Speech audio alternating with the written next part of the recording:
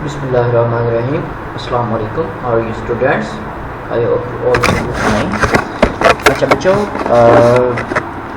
Simple linear regression और multiple regression, ये दो लास्ट टॉपिक्स थे जो हमने डिस्कस किए थे। सिंपल लीनियर रिग्रेशन में हमने दो वेरिएबल्स को देखा था, एक एक्स वेरिएबल था और एक वाई वेरिएबल था। एक्स वेरिएबल को हमने इंडिपेंडेंट वेरिएबल कहा था और वाई वेरिएबल को हमने डिपेंडेंट वेरिएबल कहा था। तो इस तरह से हमने एक इंडिपेंडेंट वेरिएबल का जो है एक डिपेंडेंट वेरिएबल के ऊपर असर जो है वो देखा था, ठीक है ना, सिंपल लीनियर रिग्रेशन में। उसके बाद हमने देखा था मल्टीपल रिग्रेशन। मल्टीपल रिग्रेशन क्या था? मल्टीपल रिग्रेशन में ये था कि एक जो है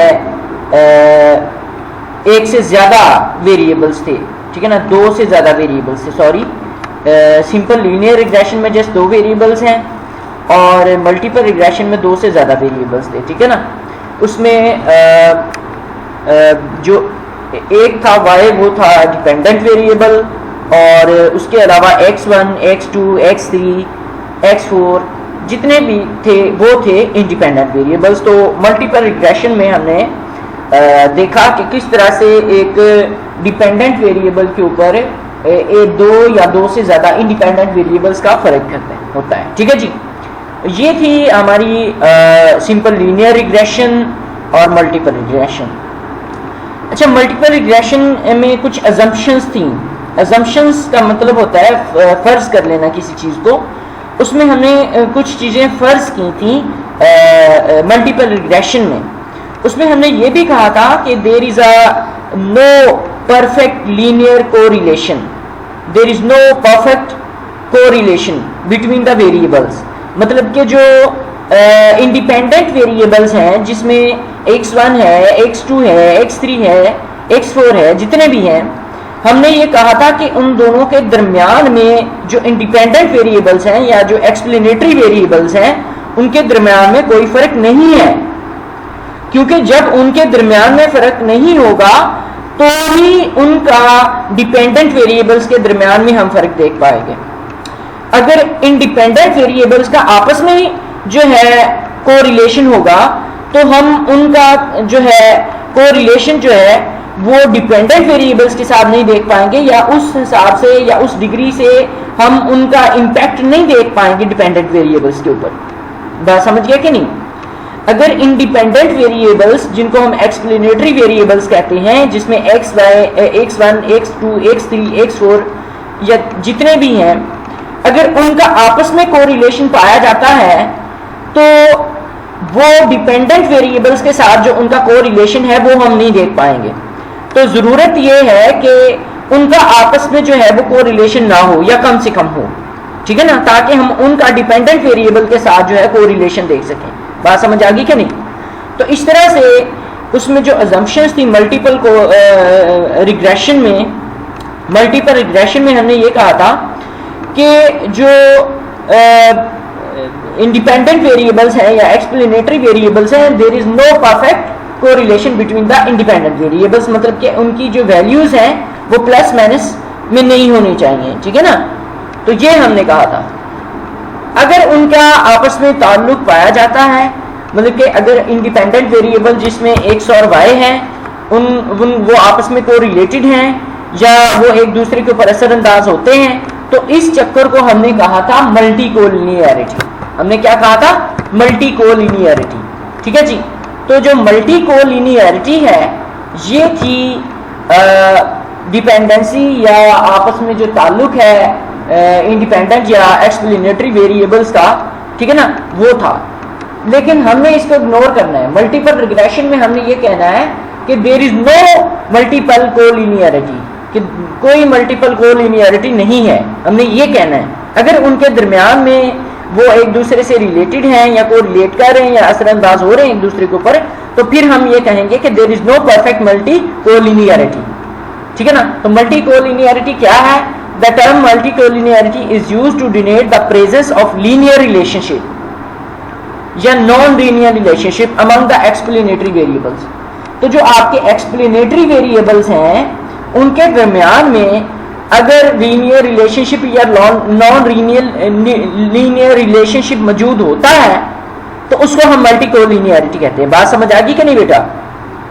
बात समझ आ गई है?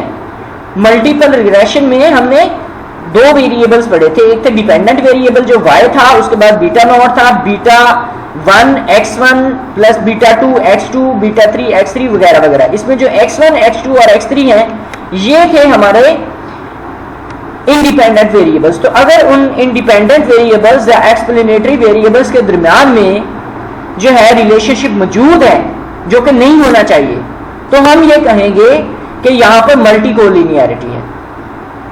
एक्सप्लेनेटरी वेरिएबल्स के दरमियान में रिलेशनशिप नहीं होना चाहिए। अगर उनके दरमियान में रिलेशनशिप मौजूद होता है तो उसको हम कहते हैं मल्टी कोलिनियरिटी। बात समझ आ गई कि मल्टी कोलिनियरिटी क्या है? कि x1 और x2 के दरमियान में अगर रिलेशनशिप मौजूद होता है तो उसको हम मल्टी कोलिनियरिटी कहते हैं। नॉर्मली ये नहीं होना चाहिए रिग्रेशन के अंदर। ठीक हो गया? अच्छा, उसके बाद देखिए कॉन्सेप्ट ऑफ मल्टी कोलिनियरिटी।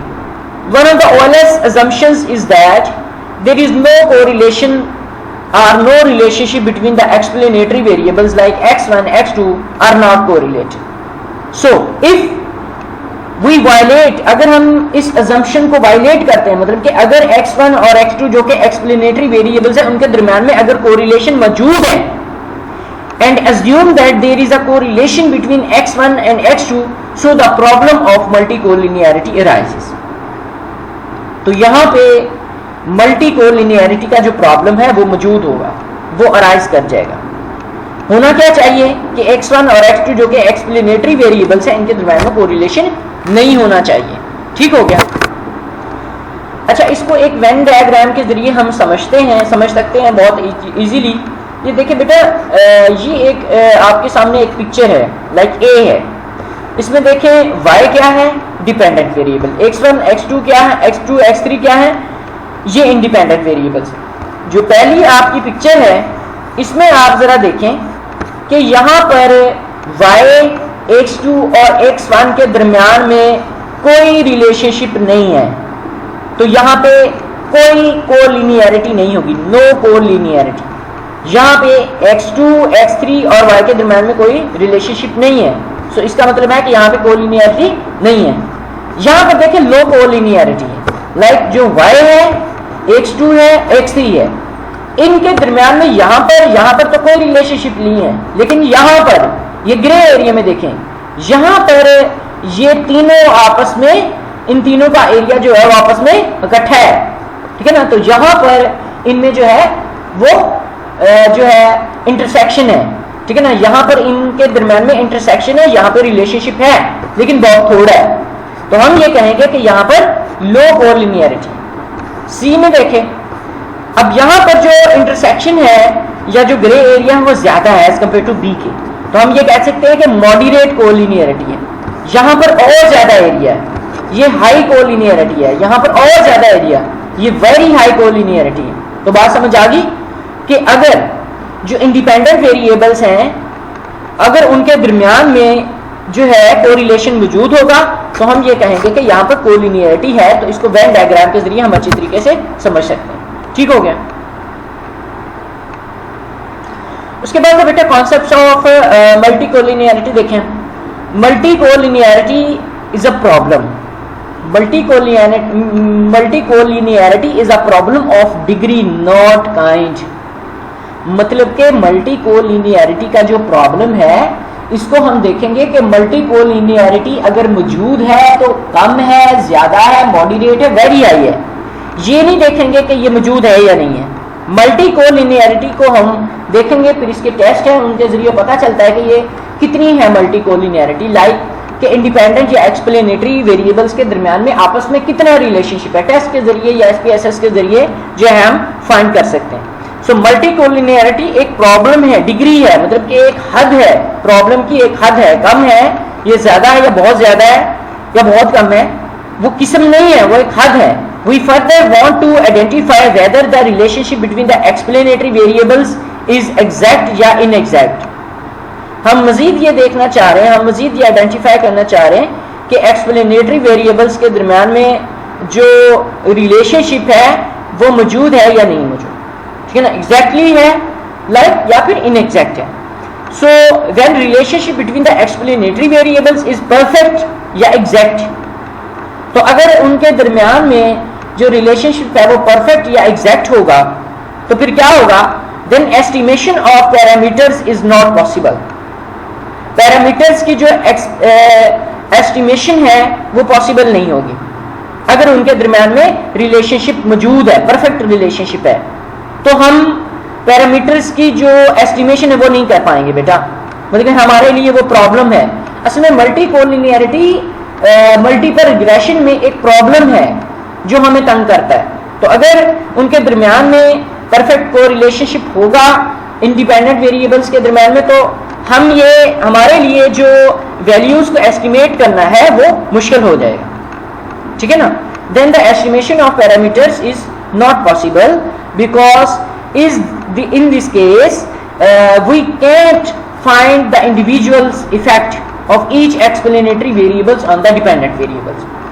हमारा मकसद है कि हम एक्सप्लेनेटरी वेरिएबल्स का डिपेंडेंट वेरिएबल्स के ऊपर जो है वो इफेक्ट देखें। अगर एक्सप्लेनेटरी वेरिएबल्स का आपस में ही इफेक्ट होता रहेगा एक दूसरे के ऊपर, तो हम एक्सप्लेनेटरी वेरिएबल्स का डिपेंडेंट वेरिएबल्स के ऊपर जो है इफेक्ट है वो नहीं देख पाएंगे, जो असल हमें देखना है। बात समझ आ गई ना। इसको एक सिंपल सी कहानी से समझ लें कि अगर आपस में इत्तेफाक नहीं होगा, अगर आपस में ही एक दूसरे के साथ लड़ते रहेंगे तो बाहर जाके क्या लड़ेंगे, मतलब कि अगर एक्सप्लेनेटरी या इंडिपेंडेंट वेरिएबल्स आपस में एक दूसरे के ऊपर असरअंदाज होते रहेंगे तो उनका जो असर डिपेंडेंट वेरिएबल्स के ऊपर जो हम देखना चाह रहे हैं वो हम नहीं देख पाएंगे, ये प्रॉब्लम है यहाँ पे। So if there is a perfect or exact estimation of parameters is not possible because in this case we can't find the individual effect of each explanatory variables on the dependent variable। So concepts of multicollinearity देखें। So when the explanatory variables are perfectly linear correlated, so the coefficient of determination जो r है, r square है, उसमें देखें x1 x2 is equal to 1, जो कि नहीं हो सकता, ये exception case है। So we are not able to find out the numerical values of each parameter separately। तो हम हर पैरामीटर्स की जो न्यूमेरिकल वैल्यूज हैं सेपरेटली नहीं फाइंड कर पाएंगे इस केस में। So if two explanatory variables are not correlated, in this case R square या कोएफिशिएंट ऑफ डिटरमिनेशन क्या होगा, 0 होगा, तो ये भी नहीं possible. So in this case coefficient of determination is equal to 0। So जो मल्टी कोलिनियरिटी है इसकी वैल्यूज 0 और 1 के दरमियान में जो है वो जाएंगी, बहुत कम होगी तो 0 होगी और जब ये 1 वाली साइड पे मूव करना शुरू कर देगी तो ये ज्यादा हो जाएगी। बात समझ आ गई क्या नहीं। तो मल्टी कोलिनियरिटी की जो वैल्यूज हैं वो 0 और 1 के बीच बीच में रहती हैं। So the previous discussion is about the extreme cases, there is some degree of inter correlation between the explanatory variables. So the coefficient of determination values will be given between the 0 and 1, जो अभी मैंने आपसे कहा है। सो 0 is मतलब कि अगर values बहुत कम है तो 0 के बराबर हो जाएंगी आर स्क्वायर x1 की, ठीक है ना, या अगर वैल्यूज बहुत ज्यादा हैं तो वो 1 के बराबर हो जाएंगी। कम वैल्यूज या कम रिलेशनशिप जो है इंडिपेंडेंट वेरिएबल्स के दरमियान में उसको हम 0 से जाहिर करेंगे और जो मैक्सिमम है उसको हम 1 से जाहिर करेंगे। अच्छा इसमें देखें, इसमें जो है x1 और x2 हमने लिया है, तो जब हम x1 और x2 और x3 का आपस में रिलेशनशिप देखना चाह रहे हैं, मतलब कि जब हम मल्टी कोलिनियरिटी को देखना चाहेंगे तो इनमें से ही फिर हम एक को डिपेंडेंट वेरिएबल कंसीडर कर लेंगे और एक को इंडिपेंडेंट वेरिएबल कंसीडर कर लेंगे, x वालों को ही। अदरवाइज हम y को डिपेंडेंट वेरिएबल और x वालों को इंडिपेंडेंट वेरिएबल कंसीडर करते हैं। उसके बाद है जी sources of multi collinearity. So there is a tendency of economic variables to move together over the time, ठीक है ना। ये देखें लाइक टाइम सीरीज है, so there is a tendency of economical variables to move together over the time। economical या economic magnitudes are influenced by some factors because operative the economical variables show the same broad pattern of behavior over the time, ठीक है ना, कि ये वक्त के साथ साथ चलते हैं। फॉर एग्जाम्पल देखें the period of boom of rapid economical growth, इसमें क्या होगा कि कंजम्पशन भी होगी, सेविंग भी होगी, ठीक है ना, इन्वेस्टमेंट भी होगी, प्राइस भी ऊपर नीचे होंगी, एम्प्लॉयमेंट जो है वो भी कम या ज़्यादा होगी, तो tends to raise and in recession the periods it falls. तो देखें जब एक तरक्की की राह होती है तो उसमें काफ़ी ज़्यादा चीज़ें देखी जाती हैं, ठीक है ना, कि अगर हम एक साल में देखना चाह रहे हैं कि कितनी तरक्की हुई है, कितनी इन्वेस्टमेंट की है, कितनी सेविंग हुई है, कितनी कंजम्पशन है, कितनी प्राइसेस ऊपर नीचे हुई हैं, कितनी एम्प्लॉयमेंट बढ़ी है, ठीक है ना, ये सारी चीज़ें देखेंगे तो ये आपस में कोरिलेटेड हो जाएंगी, कोरिलेट कर जाएंगी या आपस में अफेक्ट करेंगे एक दूसरे के ऊपर, ये जो इंडिपेंडेंट वेरिएबल्स हैं, ठीक है ना। तो इसमें देखें लाइक अगर हम देखना चाह रहे हैं कि जो लास्ट मंथ की जो हमारी सेविंग है वो अगर ज़्यादा है और इस मंथ में हमारी सेविंग नहीं हुई या हमने कोई एक्सपेंसेस कर लिया, तो या हमारी जो लास्ट मंथ की सेविंग है वो बहुत कम है और इस मंथ हमने ज़्यादा एक्सपेंसेस कर लिए, तो ये फ़र्क आ जाएगा इसके दरम्यान में, ठीक है ना। सो उसमें देखें उसके बाद है जी लैग वैल्यूज। लैग वैल्यूज क्या है? The use of lag values of some explanatory variables are separate, independent in the relationship, ठीक है ना।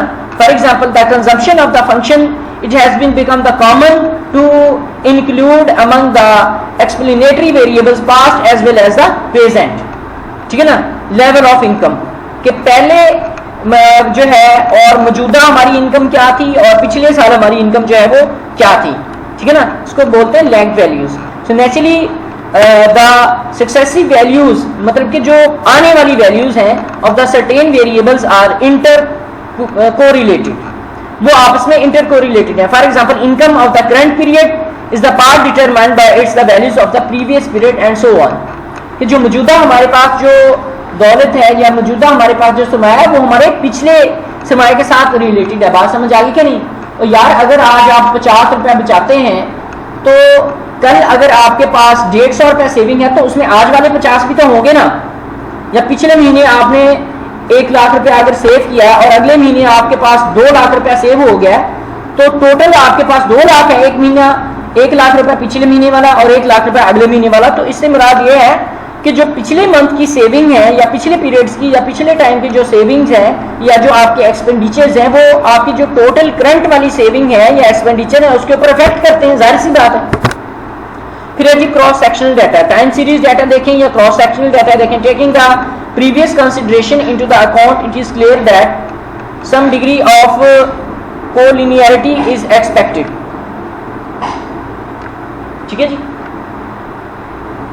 So to appear in most economical relationship, ठीक है ना, taking the previous consideration into the account, it is clear that some degree of collinearity is expected to appear in the most time economics. So it is almost not noted that although the multi-collinearity is usually connected with time series data, so it is quite frequent in cross-sectional data as well. For example, in cross-sectional sampling the manufactured forms the labor and capital. So अगर आप labour और capital के दरम्यान में relationship देखना चाह रहे हैं तो इनपुट्स आर ऑलमोस्ट स्लाइटली इंटरकोरिलेटेड, ठीक है ना। Thank you. आई होप कि आप लोगों को मल्टी कोलिनियरिटी का पता चल गया होगा। बेटा मल्टी कोलिनियरिटी क्या है इसको मैं थोड़ा सा एक्सप्लेन कर देता हूँ दोबारा। हमने ये मल्टीपल रिग्रेशन में ये देखा था कि हमारे जो इंडिपेंडेंट वेरिएबल्स हैं उनके दरम्यान में कोई रिलेशनशिप या कोई इंटरेक्शन नहीं होना चाहिए। अगर उनके दरम्यान में इंटरेक्शन होता है तो हम उनका डिपेंडेंट वेरिएबल्स के साथ इंटरेक्शन नहीं देख सकते, मतलब कि हमारे लिए प्रॉब्लम है, ठीक है ना। तो इसमें x1 और x2 जो है वो आपस में रिलेटेड नहीं होने चाहिए। अगर वो आपस में रिलेटेड होते हैं तो उनका जो है वो y या डिपेंडेंट वेरिएबल्स के ऊपर जो असर है वो हम नहीं देख सकते। फिर हमने वेन डायग्राम देखी। वेन डायग्राम में हमने 4-5 केसेस देखे। इसमें नो कोलिनियरिटी है, very low no collinearity, low collinearity, moderate collinearity, high collinearity और वेरी हाई कोलिनियरिटी। कॉन्सेप्ट क्या है? प्रॉब्लम ऑफ डिग्री है, ठीक है ना, परफेक्ट एग्जैक्ट है, ठीक है जी।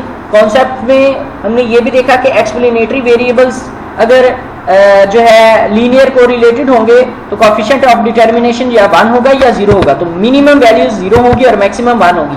सोर्सेस में क्या है कि अगर इकोनॉमिकल जो वेरिएबल्स हैं वो इकट्ठे मूव करते हैं तो हो सकती है, या फिर लैग वैल्यूज की वजह से हो सकती है, या फिर क्रॉस सेक्शनल डाटा के जरिए हो सकती है। ठीक हो गया जी। अगर आप लोगों को इसमें से कोई चीज़ नहीं समझ आई तो आप पूछ सकते हो बेटा ये जो मल्टीपोल लिनियरिटी है या और जो टॉपिक्स हैं जो आज नेक्स्ट लेक्चर में डिस्कस किए जाएंगे, ये अजम्पशंस हैं मल्टीपल रिग्रेशंस की, ठीक है ना। तो इसमें मल्टीपल रिग्रेशन में ही ये आए